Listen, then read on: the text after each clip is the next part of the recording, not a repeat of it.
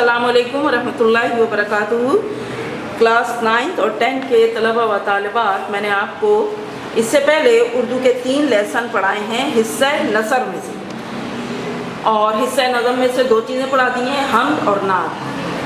आज मैं आपको ये चौथा लेसन पढ़ाने जा रही हूँ। लेसन जो है मौलाना मोहम्मद हुसैन आज़ाद का है, रिश्ता नाता। तो मौलाना मोहम्मद हुसैन के बारे में पहले आपको पढ़ा देते हैं। आपकी किताब में देखिए, देखती जाइए। विलादत इनकी हुई 1830 में और वफ़ात 1910 में।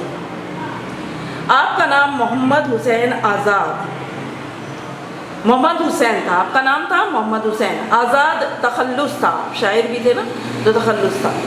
शम्सुल उलमा खिताब था, अंग्रेज़ी हुकूमत ने आपको खिताब दिया था। वालिद का नाम मौलवी मोहम्मद बाकर। इब्तदाई तालीम अपने वालिद से हासिल की, फिर ज़ौक़ के शागिर्द हुए। ज़ौक़ एक शायर थे, उनके शागिर्द हुए आप। आला सानवी तालीम दिल्ली कॉलेज से हासिल की। तालीम से फारिग होते ही थे कि 1857 का हंगामा बर्पा हो गया। 1857 की जंग आज़ादी आप जानते होंगे, बहुत मशहूर थी, मुसलमानों और अंग्रेज़ों के दरमियान हुई थी। मुसलमानों के साथ हिंदू भी शामिल थे, जिसमें मुसलमानों को नाकामी हो गई। आज़ाद के वालिद को एक अंग्रेज़ के कत्ल के इल्ज़ाम में सज़ाए मौत हो गई। आज़ाद ने बमुश्किल जान बचाई और लखनऊ पहुंच गए।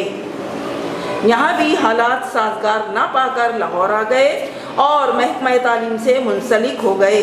दरसी किताबें तैयार की। नेज़ गवर्नमेंट कॉलेज लाहौर में अरबी के उस्ताद रहे। लाहौर में अंजुमन पंजाब के सेक्रेटरी की हैसियत से भी खिदमत अंजाम दी। आज़ाद की तसनीफ़ात में आब हयात, नैरंग ख़याल, दरबार अकबरी, क़सस हिंद, मकातीब आज़ाद और नज़्म आज़ाद काबिल ज़िक्र हैं। ये आपकी तसनीफ़ात हैं, ठीक है। अब हम इनका ये मज़मून पढ़ते हैं, रिश्ता नाता, ठीक है। आप देखिए, आपकी किताब के पेज नंबर 31 पर है रिश्ता नाता। रिश्ता एक खुदाई पेवंद है कि टूट नहीं सकता। जो बात के खुदा की तरफ से हो, हमको भी चाहिए कि उसकी पैरवी करें और उसकी मजबूती को कुव्वत दें, क्योंकि अलावा खुशनुदी खुदा के दुनिया के कुल फ़वाइद और बहबूद अपनाइयत और यगानिकत पर मुनहसिर हैं। मसलन अगर माँ बाप को अपने बच्चे की मोहब्बत ना हो तो उसकी परवरिश मुमकिन नहीं। इसी तरह भाई बहन, चचा, फूफी वगैरह मुख्तलिफ रिश्तेदार जो हर तरह से हमारे कारोबार में मुइनो मददगार होते हैं, अगर सब अपनी अपनी जगह किनारे बैठे रहें तो गुजारा दुनिया में ना हो सके। दुनिया की हर बात में नज़दीकी और दूरी के रिश्ते हैं, उनकी रियायत और पाबंदी को कानून अदब कहते हैं। अदब और ताज़ीम और रियायत दुनिया की बहबूद और कार्रवाई के लिए नागुज़ीर हैं। अगर हम किसी के साथ बेअदबी या बेतवज्जोही से पेश आएंगे तो हमारा कौन अदब या वक्त पर काम करेगा। आजकल एक ऐसा नाजुक ज़माना है कि जिस पर तरह तरह से हमारे हुकूक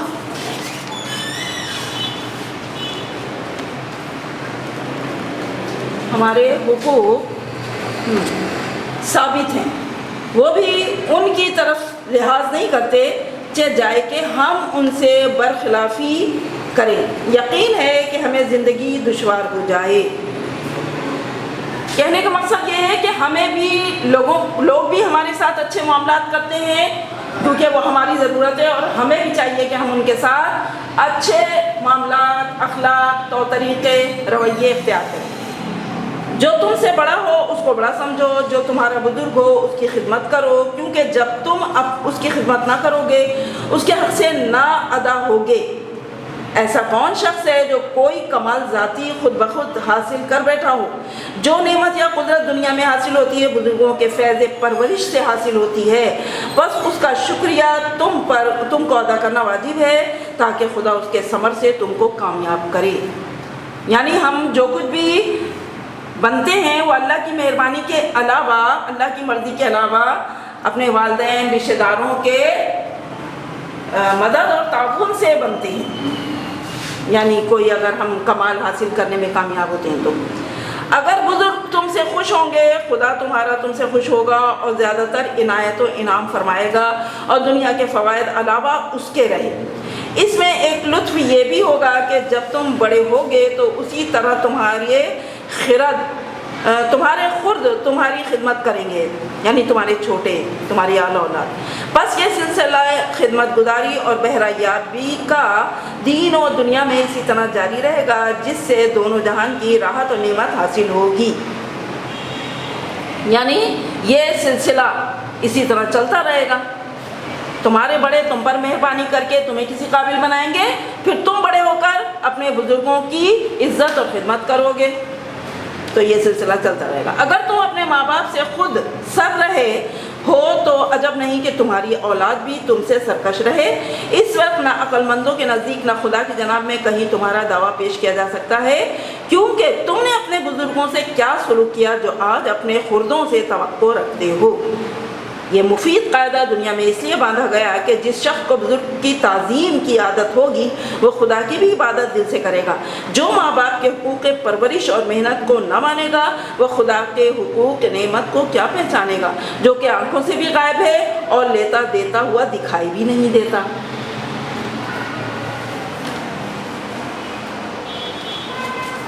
اول مرتبہ بزرگی کا دنیا میں خدا کا ہے جس نے تمہیں پیدا کیا اور اس دنیا کو پیدا کیا جو تمہاری ضروریات سے مالا مال ہے۔ اس معبود کی عبادت اور اطاعت بہرحال واجب اور فرض عین ہے۔ فرض عین یعنی ہر شخص پر واجب ہے۔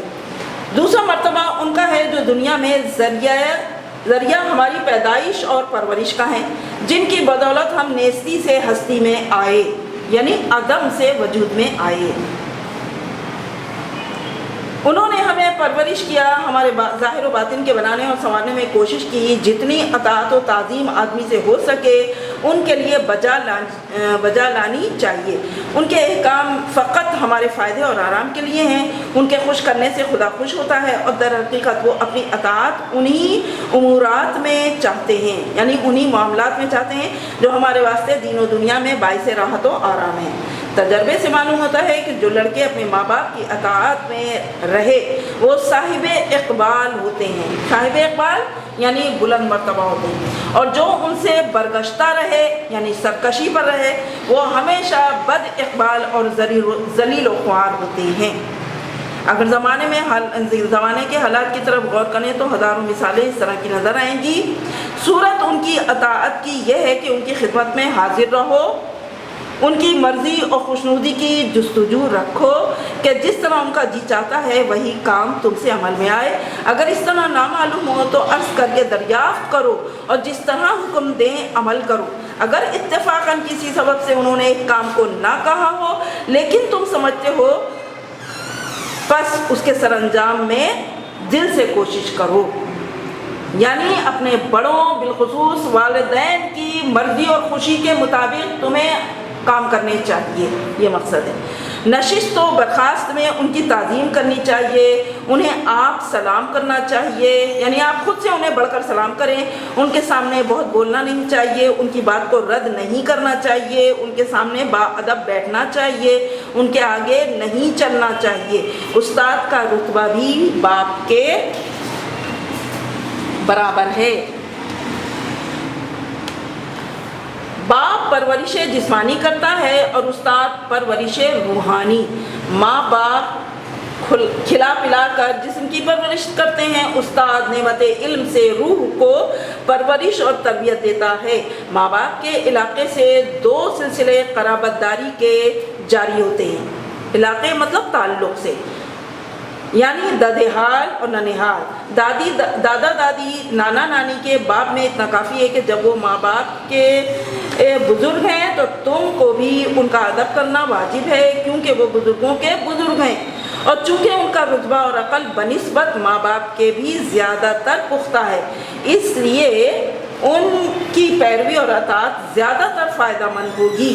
چچا چچی تمہارے ماں باپ کی جگہ ہیں، کیونکہ جس دادا دادی کی اولاد تمہارا باپ ہے اسی کی اولاد وہ ہیں۔ تمہاری ناموں ناموری یا بھلائی سے ان کی بھی ناموری و نیک نامی ہے، اور تمہاری بدنامی میں ان کی بدنامی، تمہارا اور اس کا خون شریک ہے، اس واسطے اگر باپ نہ ہوگا تو تمہاری بات پر ان کا خون بھی ویسا ہی جوش کھائے گا جیسا تمہارے باپ کا، جیسا کہ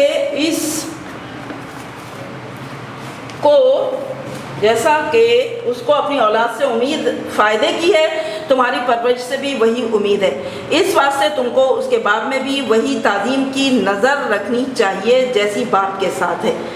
یعنی باپ کے جو بھائی ہیں، یعنی چچا تایا وغیرہ، ان کی بھی تعظیم بہت زیادہ تم کو کرنا چاہیے۔ تمہارا اگر تم سے عمر میں چھوٹا ہو تو تم بھی اس کی تعظیم کرو، کیونکہ اس کا رشتہ بڑا ہے، تمہارے دادا کا بیٹا ہے اور تمہارے باپ کا بھائی۔ ہاں اگر کئی چچا ہوں تو ان میں آپس میں چھوٹے بڑے کا فرق رکھنا ضرور ہے۔ پھوپھی اور پھوپھا کو بھی ماں باپ کے برابر سمجھنا چاہیے۔ مثل مشہور ہے، ماں بیٹے دو ذات، پھوپھی بھتیجے ایک ذات۔ باپ اور پھوپھی ایک باپ کی اولاد ہیں، اس لیے ایک ذات ہیں، اور ماں کبھی غیر ذات سے بھی ہوتی ہے۔ یہی سبب ہے کہ پھوپھی اکثر بھتیجے کو بہت پیار کرتی ہے۔ بس تم کو بھی ویسا ہی اس کا حق پہچاننا چاہیے، تم ان کا حق ادا کرو، ان کا حق تم پر یہ ہے کہ ان کی خدمت اور تعظیم کرو، تمہارا حق ان پر یہ ہے کہ تم پر شفقت بزرگانہ رکھیں۔ اسی طرح ماموں ممانی، خالو خالہ سب بزرگ ماں باپ کے برابر ہیں۔ اکثر ماموں کو دیکھا جاتا ہے کہ وہ اپنے بھانجوں کو خود پرورش کرتے ہیں اور ایسی محبت ان سے کرتے ہیں کہ وہ ماں باپ کو بھول جاتے ہیں، بلکہ جب بچے ضد کرتے ہیں ماں باپ تنگ ہو کر ان پر خفا ہوتے ہیں، لیکن وہ انہیں خفگی اور تنبیہ سے بچاتے ہیں اور سب ناز ان کے اٹھاتے ہیں، یعنی ماموں اور خالہ۔ تمہارا ہر ایک بھائی قوت بازو ہے، لیکن مثل مشہور ہے کہ بڑا بھائی باپ برابر۔ دیکھیں بیٹا پیج نمبر 25 پر دیکھیے، تمہارا ہر ایک بھائی قوت بازو ہے، لیکن مثل مشہور ہے کہ بڑا بھائی باپ برابر۔ جتنا تم سے بڑا ہو اتنی ہی اس کی تعظیم بھی زیادہ چاہیے۔ بھائی بہن تمہاری پرورش میں ماں باپ کے ساتھ شریک ہوتے ہیں، ان کا حق تم پر واجب ہے۔ بہنوں کو یہ خیال بہت ہوتا ہے، ان کا دل بہت نازک ہے، ہزاروں امیدیں اور آرزوئیں بھائیوں سے رکھتی ہیں۔ اگرچہ عورت اپنے خاوند کے گھر میں خوشحال ہو، لیکن جب اس کے باپ یا بھائی پر کوئی صدمہ ہوتا ہے تو گویا اس کی جان پر صدمہ ہوتا ہے، دل بے قرار ہو جاتا ہے۔ جو عورت دونوں گھروں یعنی خاوند اور ماں باپ کی طرف سے بے فکر ہوتی ہے، اس کا دل خوشی سے باغ باغ ہوتا ہے۔ ادھر کی بے فکری سے ادھر اور ادھر کی خوشحالی سے ادھر حرمت بڑھتی ہے۔ مثل مشہور ہے کہ بیٹا بیٹی سے زیادہ بھائی بہن پیارے ہوتے ہیں۔ واضح ہو کہ ماں باپ کے رشتے قدرتی ہیں اور اپنے اختیار سے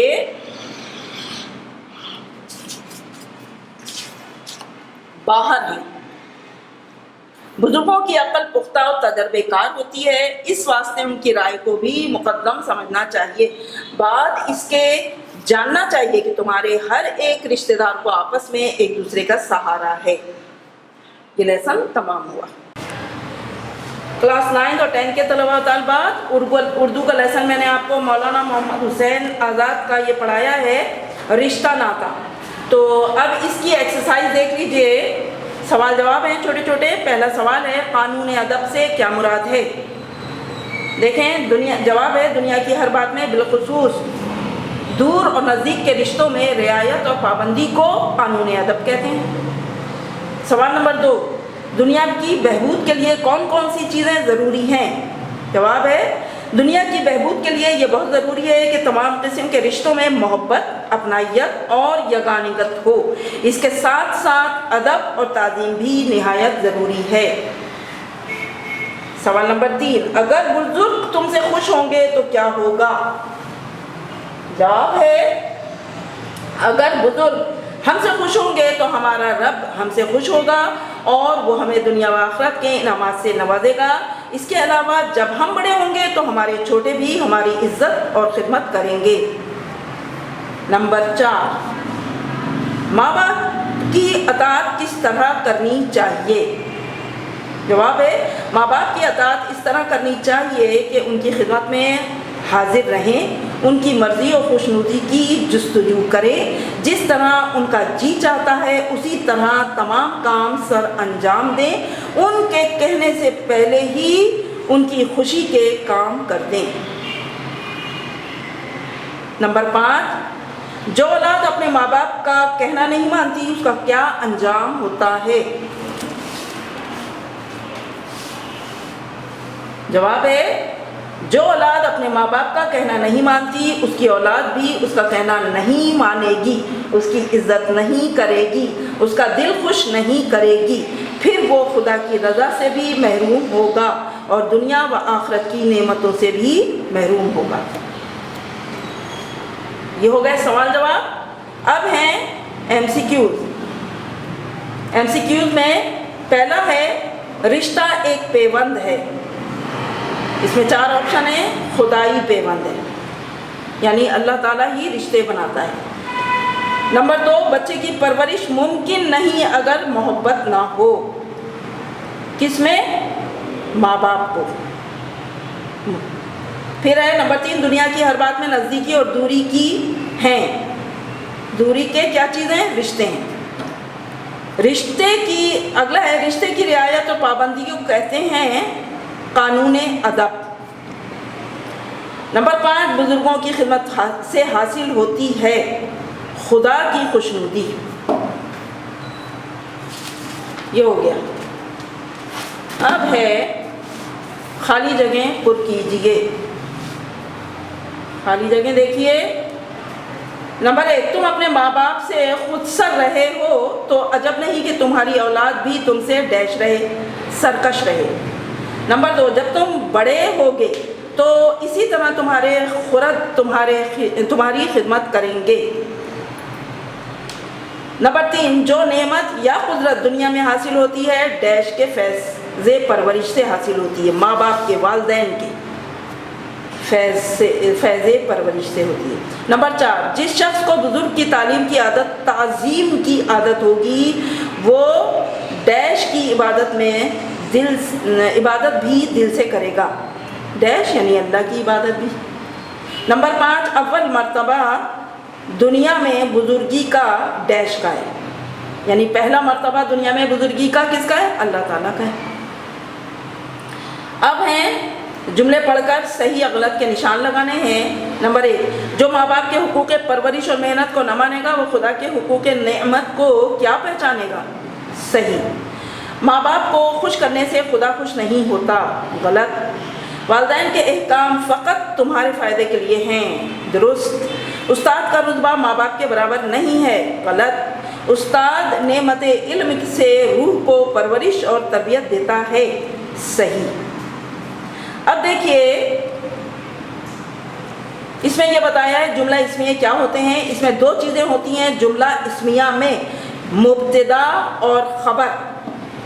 یہ آپ کی کتاب میں دیا ہوا ہے، آپ اس سے بھی دیکھ سکتے ہیں، سمجھ سکتے ہیں، لیکن میں نے یہاں دیا ہوا ہے۔ جملے کے 2 حصے یا جز ہوتے ہیں۔ پہلا حصہ مبتدا کہلاتا ہے جس میں کسی شخص یا کسی چیز کے بارے میں بیان کیا جاتا ہے، اور خبر دوسرا حصہ یا جز خبر کہلاتا ہے جو اس شخص یا چیز کی نسبت ہوتی ہے، یعنی خبر اس چیز یا اسم کی خبر ہوتی ہے۔ تو جملہ اسمیہ میں 2 حصے ہوتے ہیں، پہلا حصہ مبتدا، دوسری خبر۔ جیسے مبتدا ہے احمد اور اس کی خبر یہ ہے کہ آیا، احمد آیا۔ بارش برسی، بارش جو ہے مبتدا ہے اور برسی اس کی خبر۔ یہ آپ کا کام مکمل ہو گیا ہے رشتہ داتا لیسن کا۔ اب میں نے آپ کو کلاس 10 کے طلبہ و طالبات اردو کی میں نے آپ کو حصہ نظم میں سے نعت پڑھائی تھی۔ نعت کا تھوڑا سا کام آپ نے کر لیا تھا، چھوٹے چھوٹے سوالوں کے جواب تھے 4۔ اب جو ہے اشعار کی تشریح ہے، نعت کے اشعار کی تشریح ہے۔ شعر نمبر 1 ہے، خلق کے سرور شافع محشر صلی اللہ علیہ وسلم، مرسل داور خاص پیمبر صلی اللہ علیہ وسلم۔ تو سب سے پہلے اس کا حوالہ لکھنا ہے۔ حوالہ اس کا دیکھیے، یہ امیر مینائی کی مشہور و مقبول نعت کا شعر ہے۔ اگرچہ آپ نے حمد، نعت، قصیدہ اور غزل میں اظہار خیال کیا ہے، لیکن آپ کی وجہ شہرت نعتیہ کلام ہے۔ شاعری کے علاوہ آپ نے طب، لسانیات، تصوف، فلسفہ، فقہ، تاریخ، موسیقی، ریاضی اور قانون کے علوم حاصل کیے۔ آپ کا شمار بڑے علماء میں کیا جاتا ہے۔ آپ کی شاعری عوام میں بہت مقبول ہے۔ آپ کی قابل ذکر کتابیں انتخاب یادگار، صنم خانہ عشق، مینائے سخن، امیر اللغات، خیابان آفرینش اور محمد خاتم النبیین قابل ذکر ہیں۔ اور یہ جو نعت ہے آپ نے پڑھی ہے خلق کے سرور، یہ بھی اسی محمد خاتم النبیین میں سے لی گئی ہے۔ تو یہ حوالہ ہو گیا۔ اب اس شعر کی تشریح۔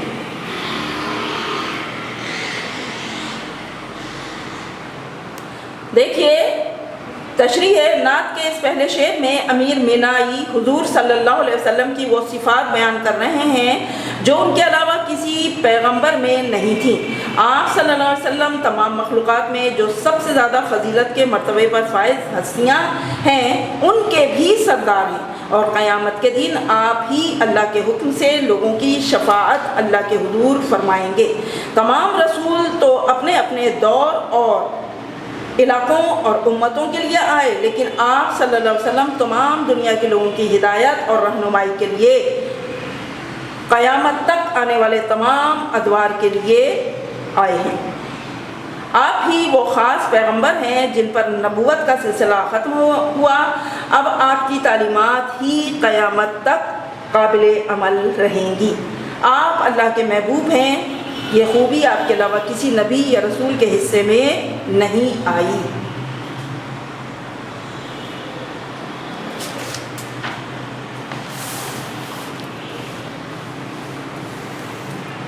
آگے دیکھیے، آپ صلی اللہ علیہ وسلم پر تو اللہ اور اس کے فرشتوں نے بھی درود و سلام بھیجا ہے، تو ہم سب پر بھی فرض کیا ہے کہ زیادہ سے زیادہ آپ صلی اللہ علیہ وسلم پر درود و سلام بھیجیں۔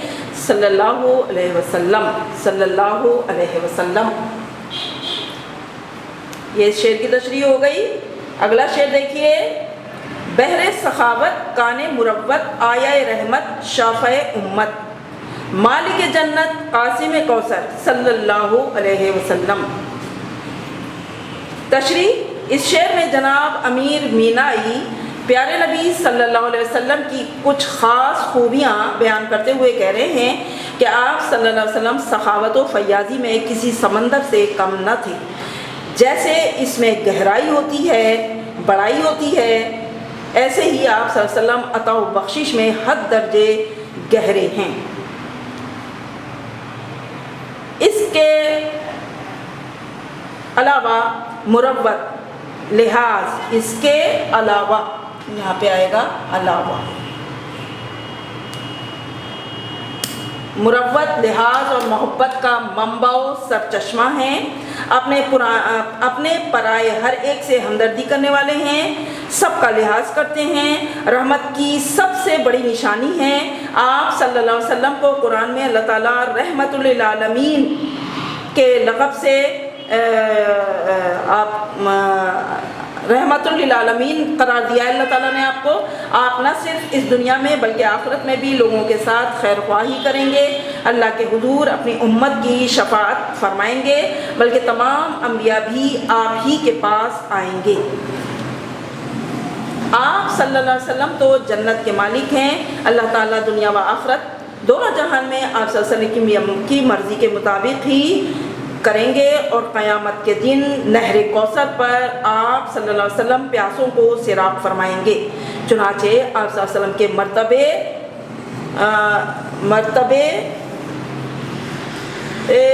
لوگوں پر آپ کے مرتبہ، آپ صلی اللہ علیہ وسلم کا مرتبہ لوگوں پر یہ ہے کہ لوگوں پر آپ کے احسانات بہت زیادہ ہیں، اور ہم آپ صلی اللہ علیہ وسلم پہ بے حد و حساب درود و سلام بھیجتے ہیں، صلی اللہ علیہ وسلم۔ اب یہ مرکزی خیال، اب اسناد کا مرکزی خیال، آخر میں مرکزی خیال نعت کا دیکھ لیجئے۔ امیر مینائی کی اس نعت کا مرکزی خیال یہی ہے کہ حضرت محمد صلی اللہ علیہ وسلم میں گزشتہ تمام انبیاء کے مقابلے میں بہت سی صفات و کمالات مخصوص ہیں جو آپ صلی اللہ علیہ وسلم کو سب میں ممتاز کرتی ہیں۔ مثلا آپ صلی اللہ علیہ وسلم تمام نبیوں کے سردار ہیں، خاتم النبیین ہیں، رحمت للعالمین ہیں، شافع امت ہیں، قاسم کوثر ہیں اور محبوب خدا ہیں۔ اس لیے آپ صلی اللہ علیہ وسلم اس بات کے مستحق ہیں کہ آپ پر زیادہ سے زیادہ درود و سلام بھیجا جائے۔